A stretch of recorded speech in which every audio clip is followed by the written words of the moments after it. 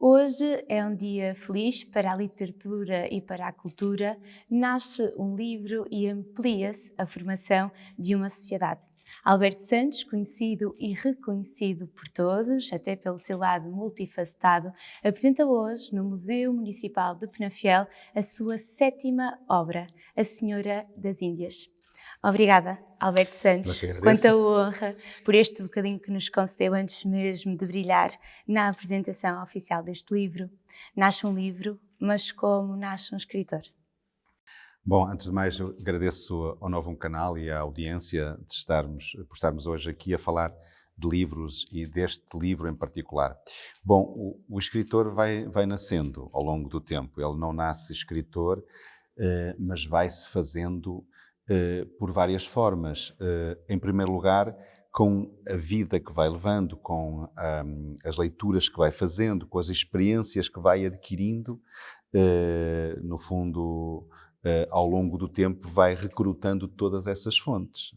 A fonte das nossas infâncias, vai recrutando as experiências, as boas, as más, e, sobretudo, tem de ser alguém curioso, ou seja, alguém que está atento à vida, atento às pessoas, atento aos pormenores, porque é nos pormenores normalmente que se faz as diferenças, e é nos pequenos pormenores que nós muitas vezes vamos encontrar aquele tema, aquela história que pode fazer a diferença depois num livro, ou até uma micro-história dentro de uma história.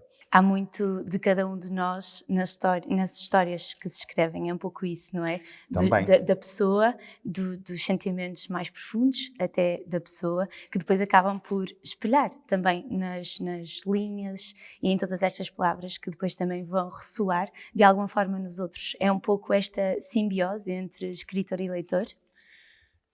Sim, Marina, talvez uma simbiose entre o escritor e o narrador. E o E narrador. depois sim o leitor, ou seja, há o escritor, o autor, que é a pessoa física que vai escrever a história. E esse escritor, ele vai encontrar uma voz que há de ser aquele narrador. Por exemplo, nesta história, o narrador é uma personagem. É uma personagem, a Juliana Dias da Costa, que ela vai contar esta história através da sua voz, da sua mente, dos seus olhos, dos ouvidos, daquilo que ela viveu. E, portanto, é uma criação literária do autor e depois ela própria vai desenvolver, no fundo, a narração, a narrativa. Mas eu diria que é praticamente impossível que o autor não esteja presente na história, porque, muito estranho que assim fosse, significa que tinha que criar uma coisa totalmente abstrata, porque se não carregar para dentro da história aquelas que são as suas vivências, as experiências da condição humana, das emoções, daquilo que efetivamente, perante determinadas circunstâncias, foi sentindo ao longo da vida, eu acredito que a história não ficaria tão rica Sim, e tão profunda, não é? Exatamente. Na verdade, assume, e nós sabemos-lo, não é? Com uma veia intrínseca cultural, pelos vários papéis que assume também, não é? E, portanto, aqui a questão da escritaria pela sua mão e também até na rota do românico, assume aqui um papel também importante. Por tudo isto e por este lado quase que visceral associado à cultura, ser escritor era inevitável. Sim e não. Nós nunca sabemos quando é que essa possibilidade de nos tornarmos escritores ou autores de uma história pode acontecer. No meu caso, ela nasceu assim de repente. Ou seja, eu não tinha programado propriamente tornar-me escritor ou começar a escrever histórias e de longo curso como estas. Sim, sim.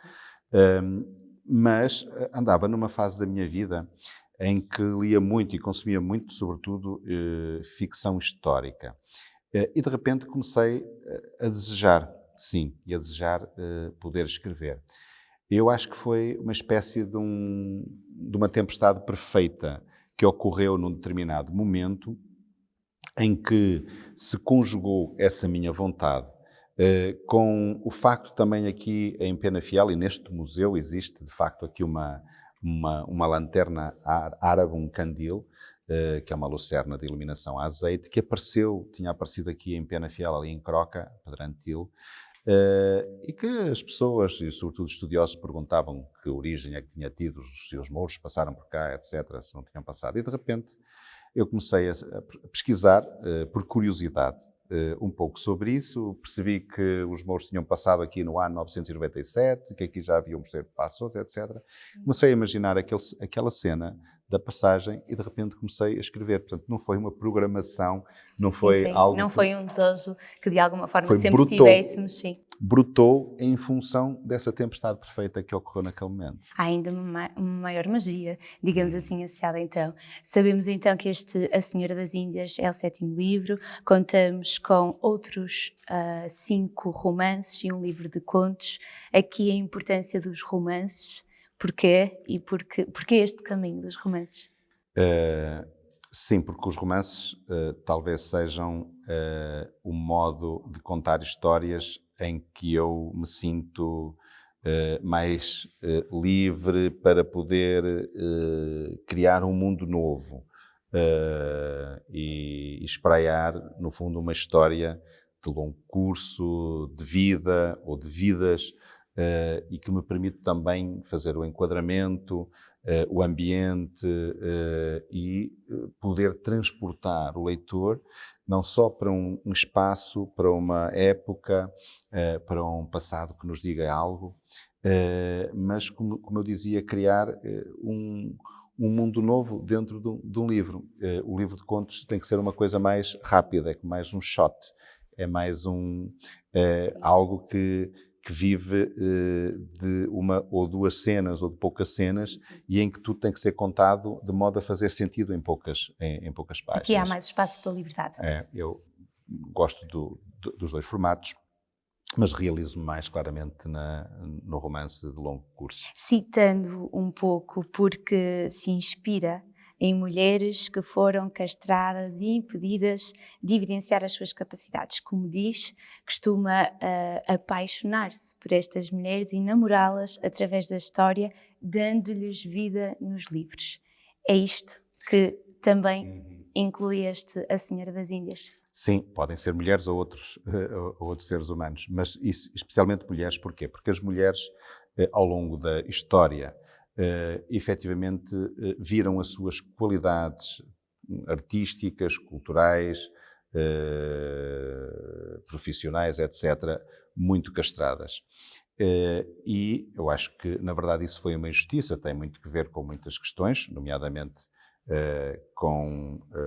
também com a religião e com outros modos de ver o mundo, em que o homem tinha um outro protagonismo, por ser o guerreiro, etc.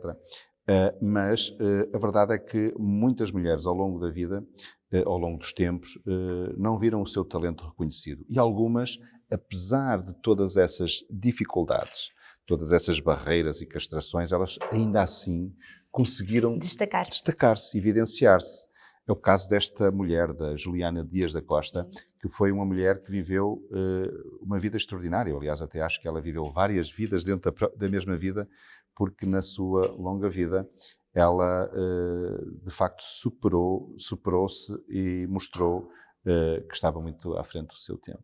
Sim, e portanto conseguimos agarrar na história de uma mulher e depois desenvolver toda uma outra história com muitas camadas dentro também. Talvez seja a forma de poder homenageá-las, de poder nestas personagens, homenagear não só elas, mas também muitas mulheres que viveram no anonimato e que não conseguiram ao longo dos tempos evidenciar os seus talentos. E que, na verdade, se tornam livros muito presentes, até para o momento atual, desta tal igualdade, não é? Que se tenta também para as mulheres.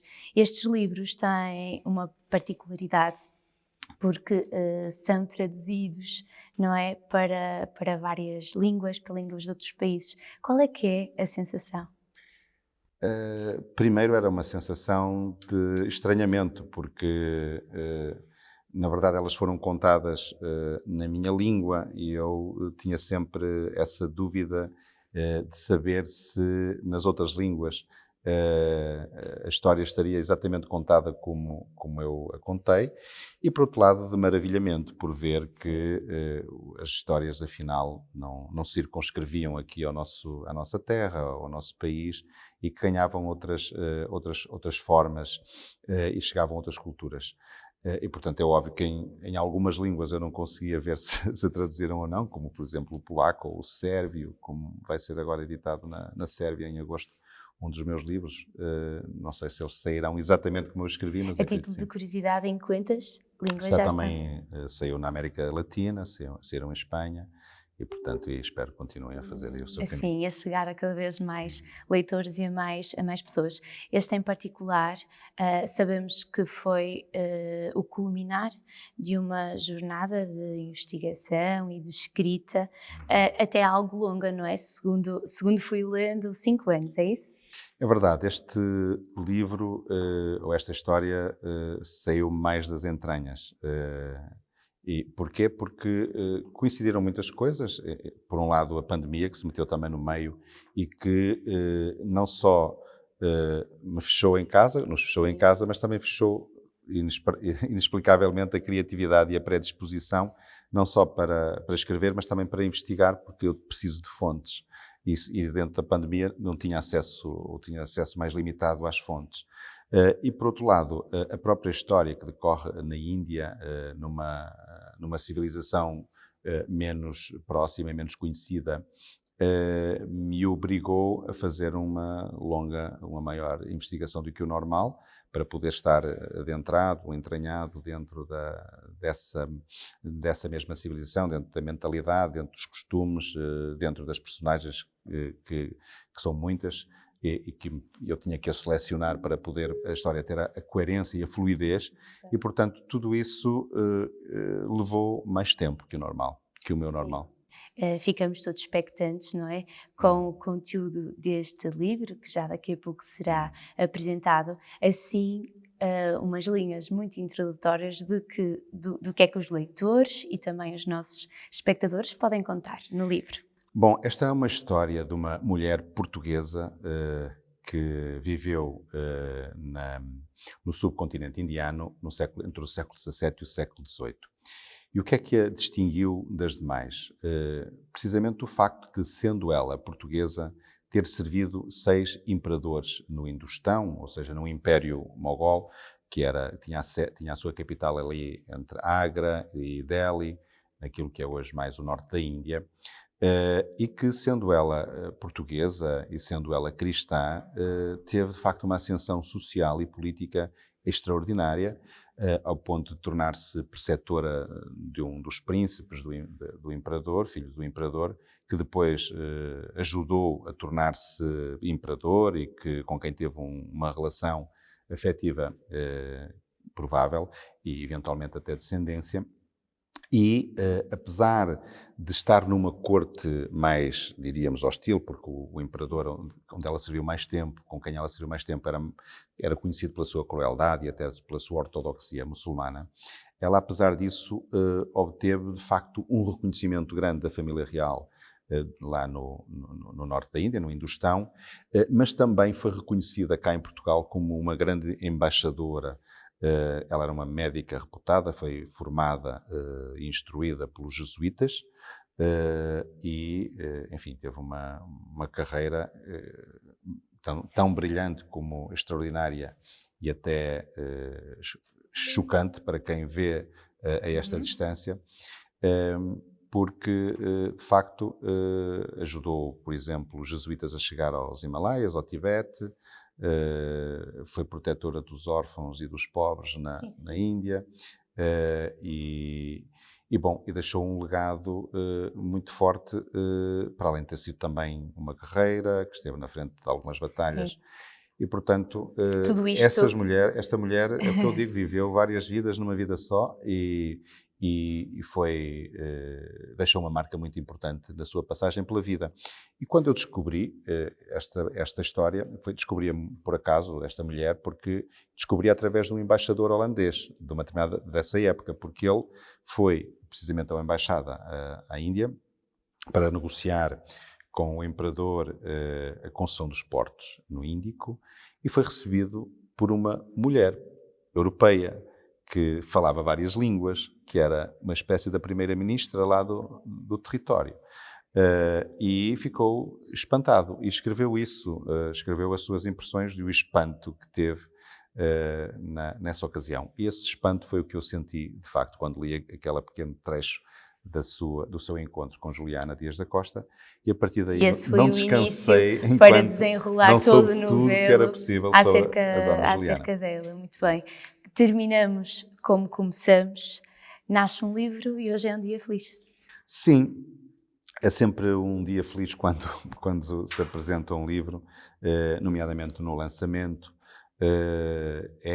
Tem esse ângulo de alegria, de felicidade, de completude e, por outro lado, significa que se fechou um capítulo, que há uma cena que se encerra para mim, em termos da criação deste livro, e abre-se outras, e, portanto, é uma jornada, digo eu, de dupla felicidade, porque significa que este assunto está, para mim, está arrumado, para os leitores não está. Ainda não está, ainda não. E começo, a partir de agora, a pensar noutras histórias que espero poder Vamos contar. aguardar então pelo futuro.